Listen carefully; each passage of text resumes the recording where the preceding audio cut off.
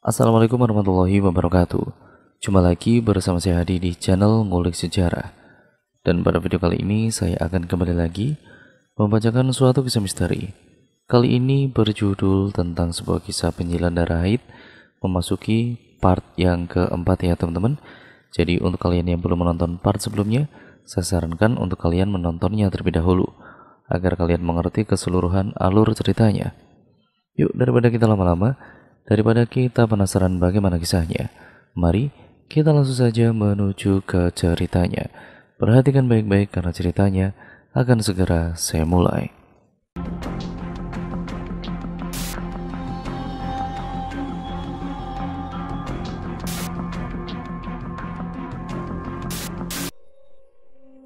Sadar Dijah? Dayat kemudian mendorong kuat tubuh Khadijah yang hampir menempel di tubuh Dayat. Khadijah terpental ke belakang, membuat satu kemarahan itu timbul. "Kamu gak bisa lari, Dayat." Khadijah kembali berjalan cepat ke arah Dayat yang kini tengah bersusah payah mendobrak pintu gudang. Wah! Kerak kemeja putih Dayat ditarik paksa oleh Khadijah. Dirinya sudah tidak bisa lari dari gadis ganas ini. "Aku tahu, kamu bukan Khadijah kan?" bentak Dayat yang mulai menyadarinya. "Kalaupun iya, kamu sudah terjebak, Dayat. Tolong lepasin aku. Aku gak mau mati di sini, apalagi di tangan jin jahat sepertimu." "Oh, oke. Biarkan ku tunjukkan seberapa jahatnya diriku." Tubuh Dayat dihempaskan begitu saja, membuat benturan keras terdengar menyakitkan. Khadijah kembali mendekat. Kepalanya didekatkan pada wajah Dayat yang mulai pasrah. "Jangan main-main denganku, Dayat. Aku jahat." Khadijah tersenyum licik. "Lepasin aku." "Wah!" jari Dayat saat lehernya digigit Khadijah dengan kasar. Ada darah menetes dari sana. Khadijah menjilatinya seolah selai stroberi. "Darahmu manis. Aku ingin lebih." Tangan Khadijah terulur untuk menyobek leher Dayat dengan kuku-kuku panjangnya. Sret! Jangan bunuh aku. Kumohon, lirik Dayat di sela-sela takutnya. "Tapi, kumohon diamlah, karena aku akan tetap membunuhmu." Brak! Mulut Dayat tidak henti berucap syukur saat pintu gudang terbuka dan menampilkan Pak Robi beserta guru lainnya di sana. Mata Dayat tertutup setelah melihat Khadijah dengan polosnya berteriak, "Pak, tolongin aku." Dayat maksa aku untuk melakukan hal tidak senonoh. Kondisi Cut sekarang mulai membaik. Ia memutuskan untuk kembali ke kelas dengan kucing hitam di pangkuannya. Perasaan Cut menjadi bahagia saat berada di dekat kucing itu, dan akan merasa sedih saat jauh darinya. Aneh sekali kan? Ia berjalan di koridor sekolah sambil mengajak bicara kucingnya. Namun langkahnya terhenti saat melihat Oci terkapar di lantai depan ruang guru. "Oci, kamu kenapa?" Jemari tangannya menepuk lembut pipi Oci dan mengoleskan minyak kayu putih pada sekitar hidungnya dan pelipisnya. "Ci, ayo bangun." "Meong." "Cing, diam dulu. Ini Oci, kasihan kalau dibiarin." Kucing itu seolah menurut saja, lalu berjalan ke arah wajah Oci. "Haji!" Oci kemudian bersin dan mulai sadarkan diri. Oci ini mengerang saat merasakan sakit di tenggorokan. Ia pun membuka mulut dan terkejut saat tidak bisa mengeluarkan suara.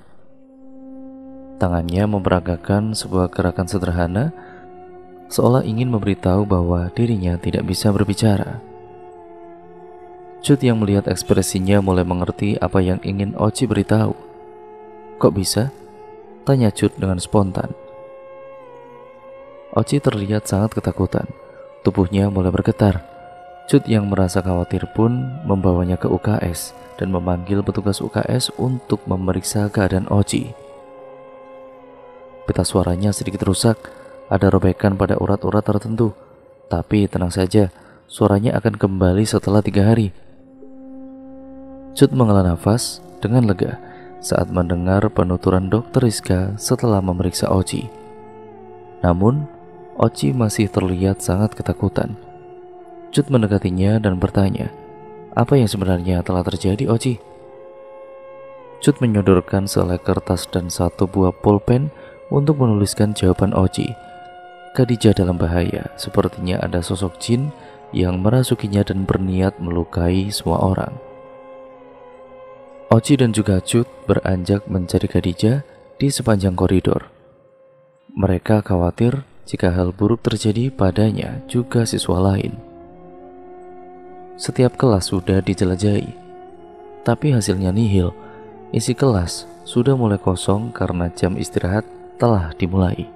Tidak sampai putus asa, mereka kembali mencari dengan langkah cepat. Oci baru teringat saat terakhir kali melihat Khadijah. Ia pun mengajak Cut ke ruang guru. Mereka berlarian, tidak memperdulikan siswa lain yang menatap keheranan. Langkah mereka terhenti dan tertegun seketika saat melihat tubuh Dayat ini diboyong beberapa guru ke UKS. Hal lain yang mengejutkan mereka ialah keberadaan Khadijah di samping Dayat. Ia nampak tenang seolah tidak pernah terjadi apa-apa. Oci dan juga Cut mengikuti di belakang para guru yang memboyong Dayat itu. Di dalam UKS, Dayat didatangi oleh petugas berseragam putih. Setelah diperiksa beberapa menit, Bu Siska ini, yaitu si pengurus UKS, berkata, tidak ada luka di tubuhnya dan keadaannya juga baik-baik saja. "Loh, kalau gitu kenapa dia bisa sampai pingsan begitu?" tanya Pak Robi. "Mungkin karena adanya tekanan dalam mentalnya, sehingga dia merasakan takut berlebihan sampai pingsan. Sekarang tinggal tunggu saja dia sadarkan diri, dan jangan dulu buat dia merasa takut," titahnya sembari keluar dari ruang UKS. Sekarang, semua tatapan beralih pada Khadijah yang kini memasang wajah sok cemas dan ketakutan. "Coba jelaskan, apa yang kalian lakukan di gudang sekolah?" tegas Pak Robi. "Dayat paksa aku buat ngelakuin hal itu, Pak," ucap Khadijah. Pak Robi mengernyitkan keningnya. "Lalu, bagaimana bisa Dayat sampai pingsan karena ketakutan? Jika memang dia memaksa kamu melakukan hal menjijikan itu, harusnya kamu yang pingsan," tatapan Pak Robi seolah menyelidik Khadijah. "Pak, mana mungkin Dayat berbuat seperti itu? Kita tahu betul bagaimana sifatnya di pondok," timpal Cut kala itu. "Cut, kamu bela dia. Terus aku ini kan sahabat sekopong kamu. Kamu harusnya bela aku," begitulah sangka Khadijah. Cut kemudian berlari menatap Oci yang langsung menggeleng kuat saat paham apa yang ingin Cut katakan pada semua orang. "Sudah, biar nanti Dayat yang berbicara langsung," lerai Pak Robi. Di dalam ruang kantor yang kini suasananya terasa begitu mencekam, Dayat dan juga Khadijah tengah dicekoki berbagai pertanyaan oleh Pak Robi. "Siapapun yang bersalah, tindakan kalian ini bisa mencemarkan nama baik sekolah," tegasnya. "Maaf Pak, jangan salahkan saya hanya korban," bela Khadijah yang langsung mendapat bantahan. "Enggak Pak, bukan seperti itu," sangka Dayat. "Lalu seperti apa?" bentak Pak Robi membuat Dayat semakin menunduk. Ia sangat ingin mengatakan bahwa gadis di sampingnya ini bukanlah Khadijah, tapi diurungkan karena tatapan tajam yang terus menjatuhkan keberaniannya. Dayat mengerti betul, jika ia sampai mengatakan yang sejujurnya, ia pasti mati sekarang juga. Ia tidak mau masih ada emak dan juga abah yang harus dibahagiakan di kampungnya. "Kenapa kalian diam saja? Apakah Bapak harus memanggil kedua orang tua kalian ke sini?" Meja kayu di depannya ini kembali digebrak oleh tangan Pak Robi, entah sudah keberapa kalinya. "Maaf Pak, jangan lakukan itu. Silakan hukum saya saja." Dayat pasrah.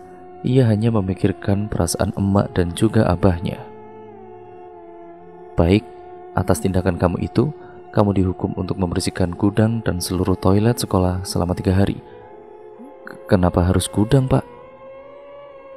"Jangan membantah. Lagipun gudang itu sudah semakin kotor karena kelakuan kalian." Dayat kembali menundukkan kepala, sedangkan di sisi lain Khadijah tersenyum sangat puas. Dayat keluar dari ruang guru dengan sorot mata tidak terartikan. Perasaannya campur aduk antara marah, takut, dan kecewa. Namun ia masih bingung, kenapa tiba-tiba jin dalam tubuh Khadijah menyerangnya dan apa yang dia inginkan darinya. Dayat berjalan cepat menuju gudang sekolah. Sepertinya di depan pintu ia baru teringat tujuan awal ia pergi ke sana sebelum Khadijah datang mencari uang jajan yang hilang. Awalnya memang dia ragu untuk mencarinya, tapi bagaimanapun uang itu sangat penting. Dayat tidak bisa keseringan meminta uang pada emak dan abahnya di kampung, terlebih keluarganya bukan dari kalangan atas. Sorot matanya tertuju pada lembaran uang di dekat lemari kayu yang sudah usang. Rasa takut di hatinya seketika berubah menjadi sebuah kebahagiaan. Alhamdulillah, akhirnya dapat juga. Emang ya rezeki anak soleh mah gak akan kemana. Dayat terkekeh sendiri. Ia mengulurkan tangannya untuk mengambil lembaran uang itu. Satu tangan menyentuh punggung tangan Dayat. Sorot matanya beralih cepat ke depan. Allahumma barik lana. Astagfirullah, ceritnya saat melihat tubuh gadis berseragam putih abu tergeletak di dalam lemari. Ini setan? Tanyanya pada diri sendiri. Ia menggeleng cepat. Enggak, ini manusia. Apa masih hidup? Di rapatnya pergelangan tangan gadis itu berniat mengecek denyut nadi. Dayat membelalakan matanya saat tidak merasakan ada pergerakan sama sekali di nadinya. Itu artinya dia mati. Dayat kemudian berlari tunggang langgang menuju ruang guru. Di sana masih terlihat Pak Robi sedang berkutat dengan beberapa berkas. Pak, ada mayat gadis di gudang. Sosornya membuat Pak Robi ini mendongak ke arahnya. Jangan bercanda kamu. Mau bapak hukum lagi kamu? Enggak pak, di dalam lemari ada mayat gadis pak. Tolongin pak, kasihan. Pak Robi dan juga Dayat berjalan cepat menuju gudang yang terletak tidak jauh dari ruang guru. Di sana pak, tunjuk Dayat pada lemari kayu di pojok ruangan. Pak Robi berjalan perlahan, sehingga sampai di sana, ia membuka pintu lemari itu. Pikiran Dayat bertanya-tanya dengan cepat, kenapa pintu lemarinya tertutup? Kamu bermain-main dengan bapak? Tanya Pak Robi dengan tatapan tajam saat melihat isi lemarinya yang kosong. Loh, Pak, tadi beneran ada mayat gadis Pak di sana Pak. Dayat, bapak ini lagi sibuk. Kamu hanya mengganggu pekerjaan bapak saja. Waktu bapak habis hanya untuk mengurusi kamu. Jadi hukuman kamu ditambah. Ya Allah Pak, jangan gitu dong Pak. Tadi beneran ada kok Pak. Dayat terus berusaha meyakinkannya, tapi nihil. Pak Robi meninggalkan Dayat di gudang dan dengan cepat menguncinya dari luar. Kamu gak boleh keluar jika gudang belum rapi dan bersih, tegas Pak Robi. Setelah itu tidak ada suara lagi. Dayat masih tertegun melihat apa yang telah terjadi padanya.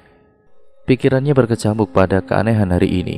Ia mengusap keringat di dahinya dengan gusar dan kembali menoleh ke arah lemari. Matanya membulat saat melihat sosok wanita buruk rupa duduk di dalam lemari dan tersenyum licik ke arahnya. Bagaimanapun, Dayat hanya manusia biasa yang memiliki rasa takut. Ia melangkah mundur saat wanita itu menghampirinya. Kamu kurang cekatan Dayat. Terima kasih sudah menemukan mayat anakku. Hihihi. Cekikikan itu terdengar memekakan telinga Dayat. Tubuh wanita tanpa kaki itu menghilang seketika, meninggalkan Dayat yang membeku di tempat karena masih syok tentunya. Siang hari menjelang sore, seperti biasa, santria Pondok Ima Surga diperintahkan untuk berwirausaha. Itu karena Pak Haji ingin mendidik bahwa perempuan pun bisa bekerja. Dan yang terpenting untuk melatih memanage uang, karena pada hakikatnya perempuan harus bisa mengatur uang dengan baik saat menjadi seorang istri kelak. Sedangkan para santri ditekankan untuk bisa bergotong royong membangun rumah atau bangunan lainnya. Ini bisa dijadikan pelatihan tanggung jawab di masa depan jika sudah berumah tangga. Pak Haji memiliki satu toko sembako yang tempatnya tidak jauh dari rumahnya. Ia melatih santriahnya untuk mengelola toko tersebut. Perharinya akan ada 3 santriah yang menjaga di sana. Siang ini sesuai jadwal, Khadijah, Oci, dan juga Cut bertugas untuk menjaga toko. Mereka membagikan tugas. Khadijah bagian mengarahkan pembeli dan bersiap jika ada orang yang ingin bertanya tempat dan harga padanya. Karena ukuran toko yang cukup luas, Oci mengelola dan juga menghitung pendapatan dan pengeluaran. Karena memang dia cukup pandai di pelajaran matematika. Dan Cut bertugas untuk memeriksa kebutuhan dan tanggal kadaluarsa setiap barang. "Teh, harga ini berapa ya?" tanya salah satu gadis jangkung pada Khadijah. Khadijah menoleh pelan, tatapannya dingin membuat gadis di depannya ini sedikit bergidik ngeri. "Kamu haid ya?" tanya Khadijah saat melihat satu pak produk pembalut yang dipegang gadis itu. "Iya, makanya saya tanya harga karena mau beli." Khadijah menatap gadis itu semakin intens. Terlihat gadis itu merasa risih. Beruntung, Cut ini segera datang. "Rp5.000 teteh." "Oh, oke. Ini uangnya." Gadis itu menyodorkan uang pada Cut tanpa mengalihkan tatapannya dengan Khadijah. Lalu dia berlari terbirit-birit. Cut memandang Khadijah dengan perasaan setengah takut. Pasalnya, ia tahu bahwa tubuh sahabatnya itu masih dikuasai oleh jin. Di dalam hatinya, Cut terus melafalkan istighfar dan doa-doa penghalau jin, sampai Khadijah pun menatap tidak suka padanya. "Jangan pernah mencoba-coba untuk membuatku marah," Khadijah berucap dengan penuh penekanan dalam setiap katanya. Kemudian ia berlari menjauh dari toko tersebut sebelum Cut berhasil menghalanginya. "Oci!" Cut berteriak kencang. Oci kemudian menghampirinya setengah berlari. "Ada apa, Cut?" "Khadijah kabur. Aku takut sesuatu hal yang buruk terjadi padanya." Terlihat jelas kekhawatiran nampak di raut wajahnya. "Ya sudah, ayo kejar." Tanpa basa-basi mereka berlarian. Pandangan masing-masing itu diliarkan pada deretan rumah di kampung itu. Suasana pedesaan yang masih didominasi oleh kebun bambu itu terasa sejuk. Namun, siang ini suasana berbeda, seolah tidak ada kehidupan di sana.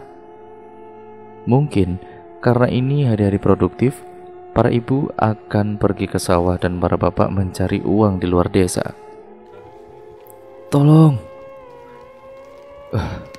Maupun Oci ataupun Cut, mereka sama-sama berteriak saat mendengar teriakan itu.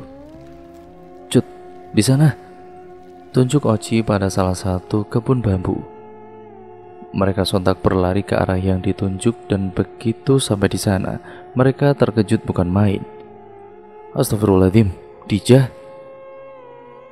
Khadijah menoleh ke arah belakang di mana Oci dan juga Cut ini tercengang. Ia menyeringai dengan mulutnya yang penuh sisa darah. Di depan Khadijah, ada gadis pembeli pembalut tadi di toko tadi itu. Ia terkapar dengan mata terpejam. Oci dan juga Cut menghampiri gadis itu dan merengkuh tubuhnya. Satu hal lagi yang membuat mereka tercengang adalah dihujam fakta bahwa gadis itu sudah tidak bernafas. Plak! Oci menampar pipi Khadijah. "Sadar Dijah, istighfar." "Hihihi, darah haidnya segar sekali."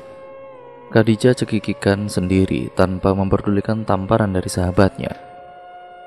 Mulut Oci dan juga Cut ini sudah mulai komat-kamit merapalkan beberapa doa. Namun dalam satu hentakan tubuh Oci terpental ke belakang. "Oci, ayo bangun!" rangkul Cut, dan kemudian, "Doa-doa kalian gak akan mempan." Khadijah sudah berlari meninggalkan mereka berdua dengan cekikikan khasnya. Oci dan juga Cut menganga, tidak percaya atas apa yang telah terjadi. Kenapa bisa seperti itu? "Kita harus bicarakan ini sama Pak Haji." Tubuh bapak tua berpeci putih itu terlihat ringkih saat membawa 2 dus berukuran cukup besar di tangannya.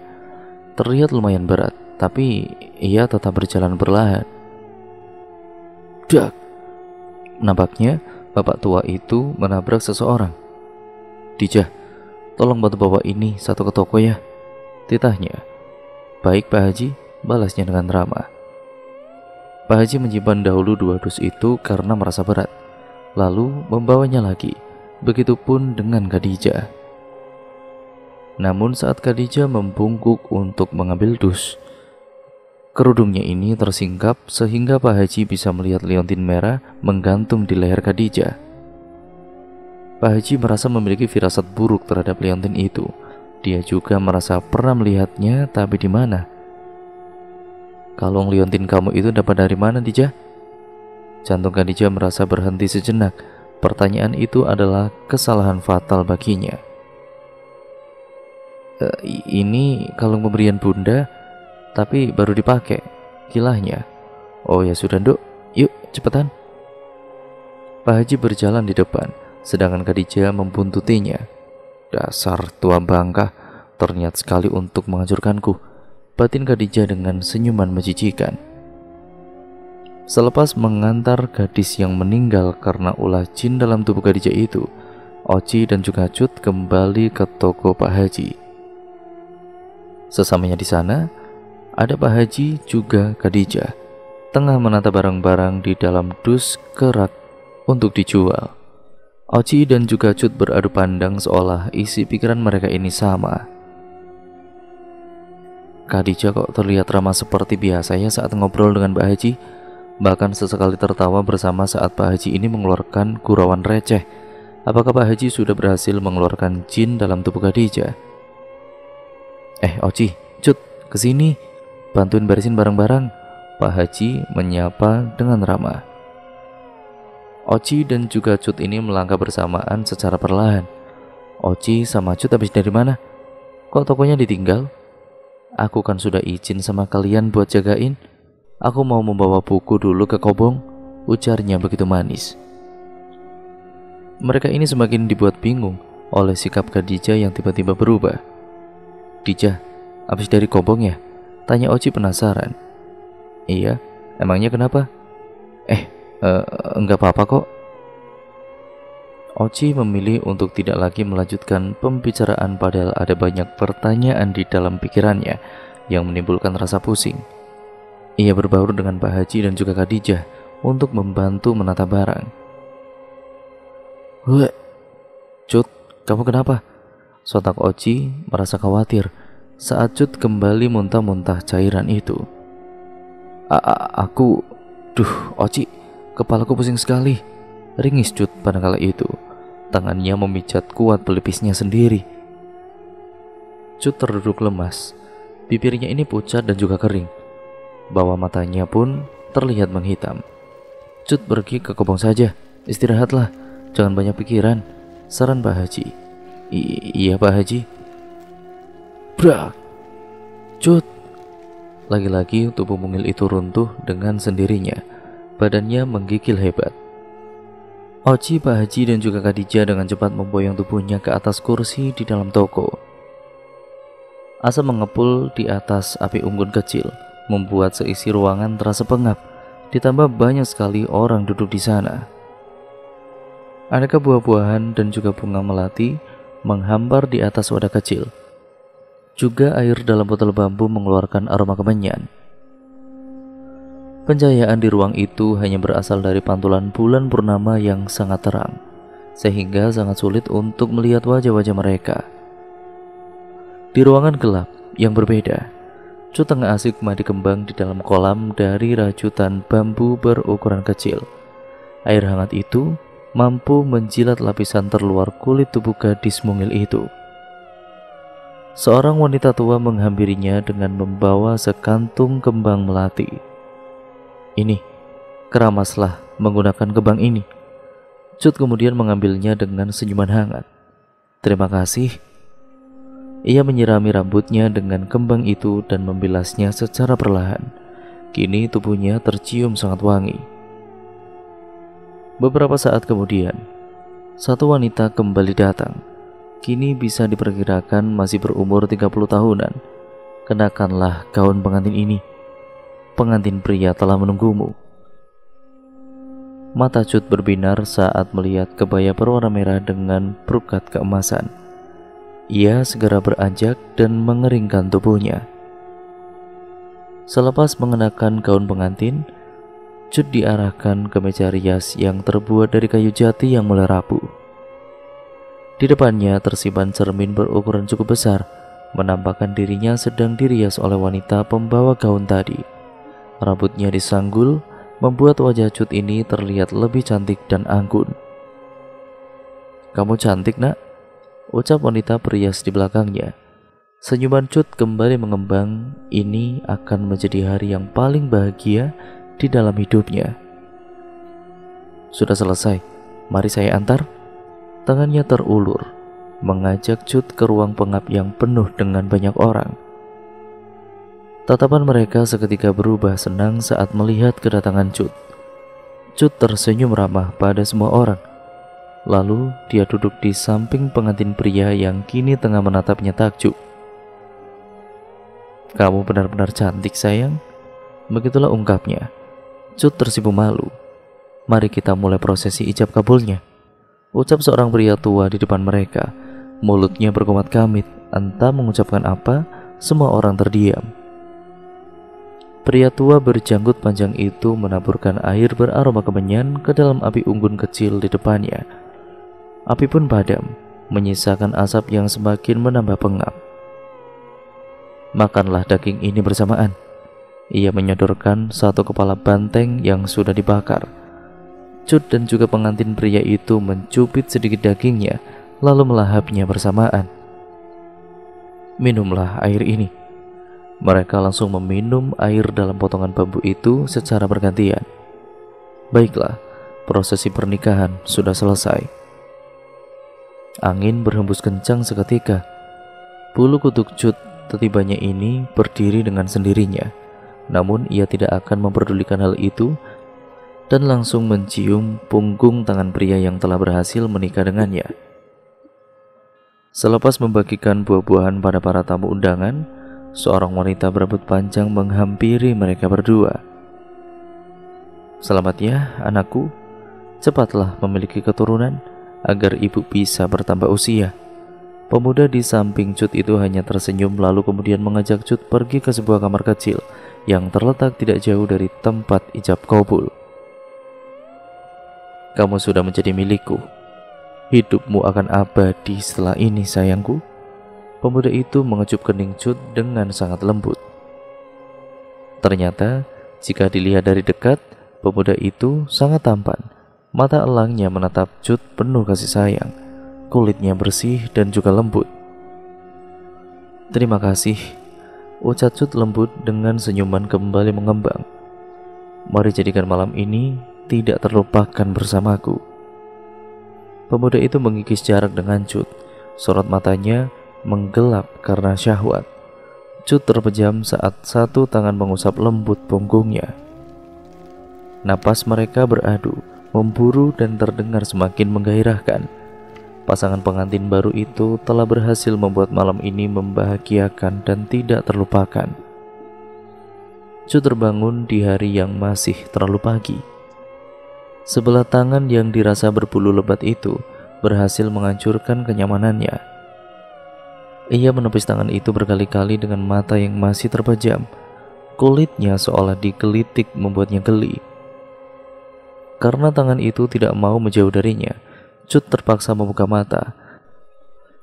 Ia begitu terkejut saat melihat sesosok berbulu lebat berwarna hijau tua kehitaman itu dengan enaknya memeluk tubuh mungil Cut kala itu. Sudut bibir sosok itu berlendir nyaris deras keluar dan mengenai tubuh Cut. Ia sontak menjerit kuat dan menjauh darinya dengan cepat. Pergerakan kasar Cut rupanya berhasil membangunkan sosok berbulu itu. Dia membuka mata yang menampilkan sorot warna merah. Wajahnya rusak dengan tampilan gigi-gigi besar yang tidak rapi. Sosok itu bangun dari posisi tidurnya. Ia menatap Cut yang ketakutan penuh berdiri di pojok kamar. Ia bangkit dan hendak mendekat ke arah Cut. Jangan mendekat," jerit Cut kala itu. Tubuh Cut ini yang masih setengah telanjang itu bergetar hebat. Tangisannya pecah begitu saja saat sosok di depannya itu tidak memperdulikan perintah Cut. Sosok itu semakin berani mendekat dengan serangkaian licik tampil dari bibir hitamnya. "Kenapa sayang? Kenapa aku tidak boleh mendekat? Aku kan suamimu," godanya. "Enggak, kamu bukan suamiku, dan kita tidak pernah menikah," sangga Cut dengan isakan yang semakin menjadi. "Oh iya? Bahkan tadi malam kita..." Enggak, tolong jangan sentuh aku," jerit Cut lagi saat tangan berbulunya berhasil menyentuh pucuk kepala Cut. Ia dengan cepat menepisnya. "Gak bisa gitu sayang, kamu telah menjadi milikku seutuhnya." Cut mendorong kuat tubuh berlendir di depannya itu, lalu berlari cepat ke pintu kamar. Makhluk menjijikan itu pun tidak pernah menyerah. Dia berlari begitu cepat sehingga kedua tangannya berhasil mengunci tubuh mungil Cut dari belakang. "Kamu tidak akan pernah bisa lagi menghindar dariku sayangku. Lepasin." Cut berusaha kuat untuk melepaskan dirinya.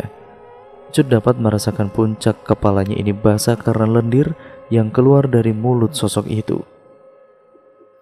Cut tidak mampu lagi melawannya. Tubuh sosok itu begitu besar dan kuat dan sangat berbanding terbalik dengan tubuh Cut. Tangisan Cut kembali terdengar, lebih kencang dan juga pilu. Ia teringat teman-temannya ini di pondok, apakah mereka bisa menolongnya? "Tolong, tolong!" Hanya suara teriakan itu yang mampu Cut keluarkan dari mulutnya. Setelah itu tubuhnya tergeletak tidak berdaya di pelukan sosok yang begitu menjijikan. Tiba-tiba saja seorang wanita buruk rupa menghampiri mereka berdua. "Kenapa dia tergeletak di sana? Persiapkan diri kalian untuk pengelaran puncak pernikahan kalian," tegasnya. "Iya bu." Oci pun kemudian mengguncangkan tubuh Cut dengan kuatnya, yang sedari tadi berteriak meminta tolong dalam kondisi masih pingsan. Cut, ayo bangun, kamu kenapa?" Oci gelagapan sendiri karena tidak ada yang bisa dimintai pertolongan. Pak Haji sudah kembali ke rumahnya dan Khadijah entah kemana. Ia khawatir terjadi sesuatu hal yang buruk jika Cut ditinggalkan sendiri dalam kondisi seperti ini. "Tolong!" Tubuh Cut terbangun seketika. Matanya melotot dengan keringat mengucur cukup deras di pelipisnya. Ia sudah sadar dan langsung memeluk Oci di sampingnya.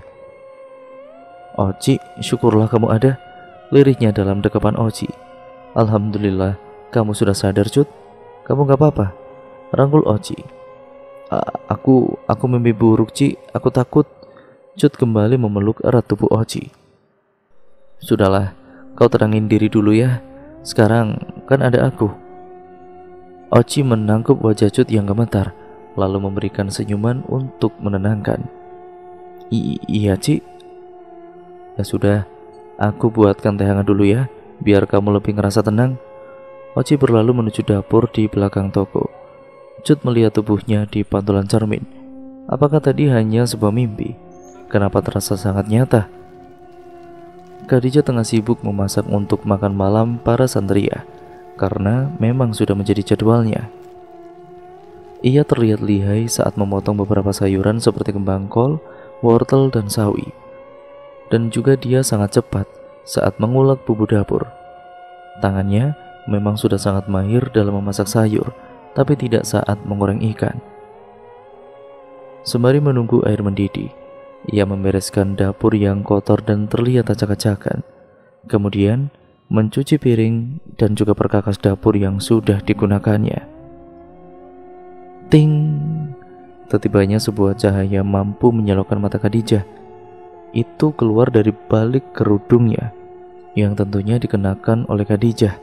Ia membuka bagian depan kerudung dan melihat liontin yang dikenakannya bersinar. Brak! Pendengaran Khadijah berhasil menangkap suara orang yang seperti terjatuh dari atap dapur. Ia berlari ke arahnya. Sontak matanya ini kembali membulat saat melihat sesuatu di sana. "Kakak, main yuk." Hihihi. Kesadaran Khadijah kembali lenyap. Tubuhnya berhasil dikuasai oleh sosok wanita berparas hancur lagi. Matanya melotot, lalu serangkaian jahat itu terlihat terlintas di bibirnya. Ia mengambil sebilah pisau dapur yang tengah dicucinya, lalu bergegas pergi ke dalam rumah Pak Haji dan juga Umi. Ternyata pintu pun tidak dikunci. Khadijah melenggang masuk dengan mudahnya. Setiap ruangan sudah didatanginya, namun seseorang yang dicarinya masih belum nampak di depan matanya. "Khadijah, cari apa?" tanya Umi saat menutup pintu kamar dan hendak keluar rumah. Terlihat dari pakaiannya yang sudah rapi. Khadijah tidak menyahut, bahkan tidak meliriknya sama sekali. Karenanya Umi kembali bertanya, "Khadijah, sudah selesai masaknya?" Jelep, tanpa aba-aba pisau di tangan Khadijah sudah menancap di perut Umi. Setengah sadar, Umi melirik Khadijah dengan tatapan takut. "Astagfirullahaladzim," liriknya dengan mata yang kini sudah terpejam. "Astagfirullah, Umi." Seseorang nampak syok saat melihat kejadian beberapa detik yang lalu. Pak Haji yang baru masuk rumah dengan cepat merangkul tubuh istrinya yang bersimbah darah. Ia hendak membawanya keluar rumah, sedangkan Khadijah berhasil mencegahnya. "Mau kemana kamu, Barudin?" tanya Khadijah dengan nada dingin. "Enyah kau dari pandanganku. Tidak semudah itu, masih banyak dendam yang harus aku tuntaskan." Pak Haji kemudian meraup tasbih dari meja di dekatnya, lalu merapalkan beberapa doa. "Aku kini tidak akan pernah dikalahkan, Barudin. Kalung ini sudah mampu menjagamu dari doa-doa tidak berguna itu." Mata bapak tua berpeci putih itu terarahkan pada kalung berwarna merah. Ia sudah kembali ingat kalung apa yang digunakan oleh Khadijah. Tapi, di mana dia menemukannya kembali? Apakah Khadijah sudah berbuat musyrik? Memanfaatkan kelengahan Pak Haji, Khadijah maju menghampirinya dengan cepat dan hendak menusukkan pisau di tangannya pada tubuh Pak Haji. Namun satu tangan itu berhasil menahannya jadi belakang. "Jangan lakukan itu, Ibu. Ibu," titah gadis berambut semampai. "Sylvie, jangan halangi Ibu lagi." Dak! Gadis itu memukul bahu kanan Khadijah sampai jatuh tersungkur di lantai. "Pak Haji, cepat bawa Umi ke rumah sakit." Terima kasih. "Dijah, sadar Dijah," leri Oci sembari menepuk lembut pipi Khadijah. Gadis berkerudung hitam yang sedari tadi pingsan itu mulai terlihat mengerjapkan matanya. Terdengar erangan lemah saat ia mulai bangun. Punggungnya bersandar pada hulu ranjang dan mulai menyamakan posisinya. "Duh, pundakku kok sakit banget ya?" tanyanya pada Oci yang masih setia menunggui di sampingnya. Kini Khadijah seolah dipenjara oleh tatapan dari Pak Haji, Cut dan juga Oci. Mereka saling beradu pandang sebelum Pak Haji berhasil angkat bicara. "Dari mana kamu mendapatkan kalung ini?" tanyanya sembari menunjukkan sebuah kalung liontin berwarna merah. Khadijah sedikit terperangah saat melihatnya. Kenapa kalung itu ada di Pak Haji?"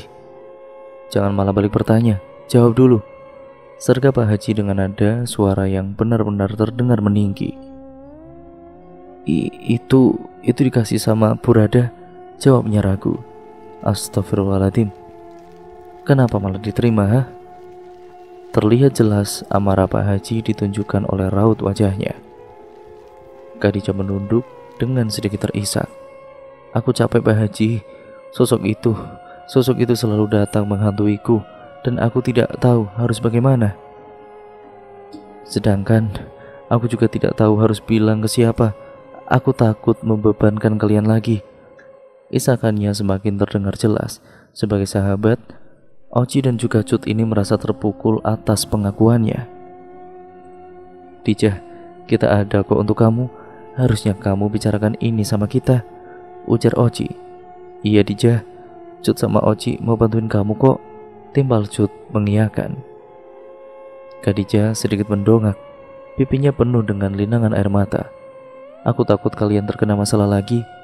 Kemarin-kemarin aja Cut hampir dinikahi genderuwo. Pak Haji juga sudah banyak berkorban selama ini." "Kita ini sahabat Dijah, jangan seperti itu."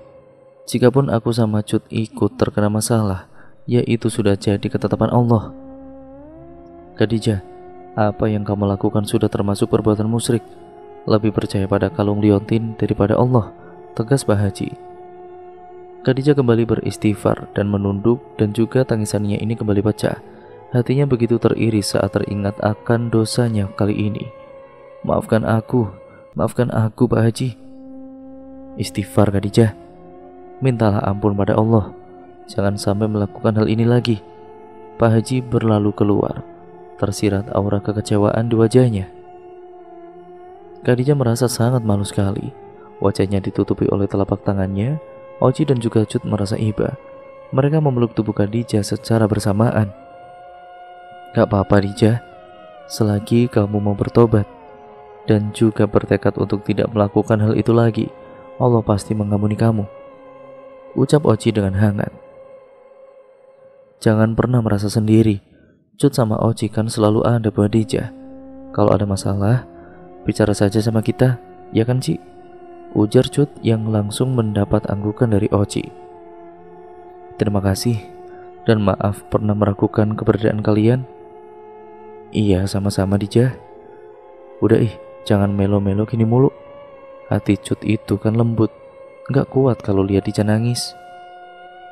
Cut kemudian melepas pelukan dan menangkupkan wajah Khadijah. Udah ya, Dijah jangan nangis terus, sambungnya sembari mengusap air mata di pipi Khadijah. Iya, kita punya mimpi. Jangan hanya karena masalah seperti ini kita jadi menyerah. Oci ikut bangkit dengan semangat. Khadijah kemudian tersenyum penuh arti. Hatinya menghangat. Ia sangat bersyukur telah diberi sahabat yang begitu baik padanya.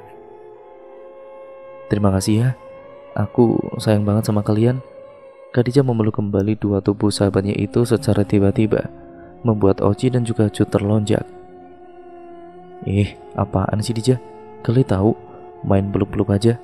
Cut kemudian memanyunkan mulutnya, sedangkan Oci dan juga Khadijah hanya tertawa bahagia. Tiba-tiba Khadijah teringat satu hal. Ya Allah, masakanku. Ia berlari terbirit-birit menuju dapur untuk mengecek masakannya. Namun kedua sahabatnya dari belakang mentertawakan. Masakannya udah masuk perut kali. Sontak Khadijah melihat ke arah jam dinding. Waktu menunjukkan pukul 8 malam. Pak Haji berjalan lunglai ke belakang rumahnya sembari masih memegang kalung liontin yang sangat terkutuk itu. Ia kemudian menggali tanah dengan cangkul di tangannya. Tidak perlu waktu lama, kalung yang dibungkus kain putih itu sudah terkubur di dalamnya. Sudah cukup kamu menyusahkan orang lain, gumamnya. Matanya menatap dalam gudukan tanah di depannya. Pikirannya seolah dipaksa untuk berputar pada masa lalu. Pria bertubuh jangkung dengan rambut yang mulai beruban itu terlihat sedang duduk dan membenarkan kacamatanya. Di depannya berdiri seseorang pemuda dengan tegap. Matanya terfokus pada satu benda yang dipegang guru di depannya. Punten Abah, aku diperintahkan ke sini untuk apa? Tanya pemuda itu dengan santun. Pria jangkung yang disebut Abah itu masih asik membersihkan benda di tangannya. Lihatlah, kalung liontin ini akan diwariskan kepadamu, jawabnya sembari menyodorkan kalung liontin berwarna merah yang kini sudah sangat bersih. Kenapa diwariskan pada aku, Abah? Kenapa tidak pada santri yang lain? Abah mendongak agar bisa lebih dalam menatap santri di depannya. Silakan duduk dulu. Pemuda itu menghampiri kursi di samping Abah dan mendudukinya. Kemudian ia kembali fokus pada gurunya. Bahrudin, Abah ges percaya mana pasti bisa neruskan pondok iya. Pemuda yang dipanggil Bahrudin itu ternganga.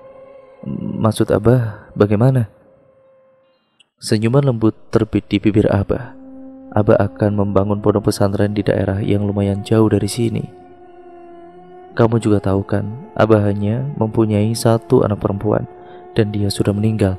Abah tidak memiliki siapapun lagi untuk membantu mengurus pondok selain kamu. Bahrudin tertegun atas penuturan Abah. Ada rasa senang karena sudah dipercaya oleh gurunya sendiri, juga campur takut jika saja dia tidak bisa mengemban amanah. Aku takut tidak bisa mengemban amanah, Abah. Apa menyodorkan kalung liontin itu pada Bahrudin. Apa percaya kamu bisa? Besok Abah akan pergi. Tolong jaga pondok ini dan juga kalung ini, karena ini satu-satunya kenangan dari istri Abah.